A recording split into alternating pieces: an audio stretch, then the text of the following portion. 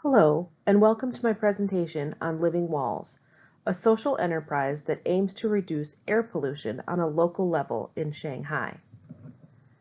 Before we get started, let's take a brief look at the history of this city. The history of Shanghai goes back for many centuries, but after the Opium War, which lasted from 1839 to 1842, Shanghai became a melting pot of cultures from all over the world, including France and Britain. With all of the immigrants coming into the city, Shanghai became a very busy shipping port when the British opened it as an international port in the 1840s, and it is now the largest shipping port in the world.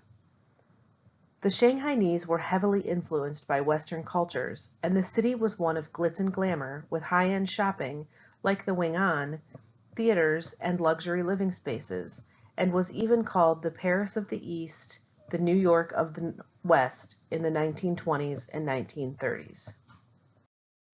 The history of population sheds light on the issue of air pollution in the city. Pollution from vehicles, factory emissions, ships, and ground-level ozone are all contributing to the dangerous levels of particulates in the air. While air quality is an issue year-round, winter months are worse due to increased coal burning for heat and the lack of cleaner ocean air from the southeast. With northern cities like Beijing being watched closely for their air quality, factories are being forced to shut down.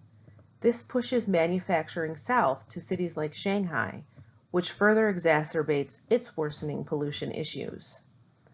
The photo on the left may look like a photo of nothing, but it is actually a photo of the city on a poor air quality day.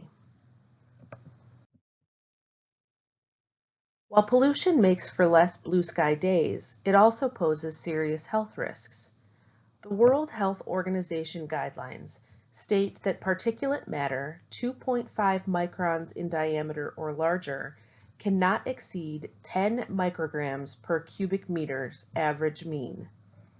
Studies show serious health risks include respiratory disease, cardiovascular disease, and even lung cancer, which can eventually lead to fatalities. Studies have also shown that additional side effects can include depression, anxiety, and lower cognitive ability, especially in children. This information brings us to my enterprise. Living Walls. Living Walls aims to advance air quality standards by creating living walls made of air purifying plants and placing them in community centers such as schools, churches, and shopping centers. In addition to increasing air quality, there will be additional benefits such as focused clarity, less anxiety, and improved well-being. While some enterprises are looking to make large-scale improvements, Living Walls is founded on a smaller platform.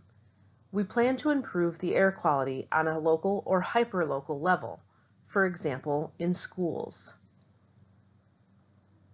Our vendor base will be respectable and reputable and will help us determine the best air purifying plants to use for our program. We will administer testing before and after installation to assess the physical and mental health status of the participants. The good news is that because we are such a small-scale company, the cost is achievable between $90 to $150 per square foot. That's in US dollars. Furthermore, there's little risk in the investment because at the very least, we will be beautifying locations in the city. I plan to break down this project into 5 stages. The first stage is venue. I will need to research venues, visit venues, decide on the location for our project, and sign the contract with the owners. The second stage would be planning. This would include research and development, requesting permits from local authorities, and hiring local staff. The third stage would be design, which would include creating blueprints, having the client review those blueprints, and then finalizing the design.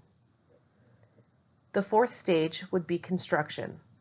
This is where we will select our vendors, select our air purifying plants, and install the living wall. And the fifth and final stage will be evaluation. We will create testing parameters, administer testing, analyze data, and then publish reports. With financial support from investors, we can start taking small steps towards purifying the air for Shanghainese citizens. Our focus is small, but our growth is limitless.